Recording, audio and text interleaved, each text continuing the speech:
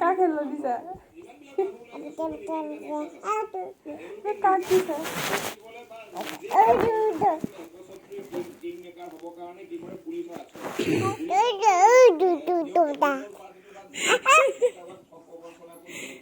চাওঁ অঁ হেল্ল' দি চাওঁ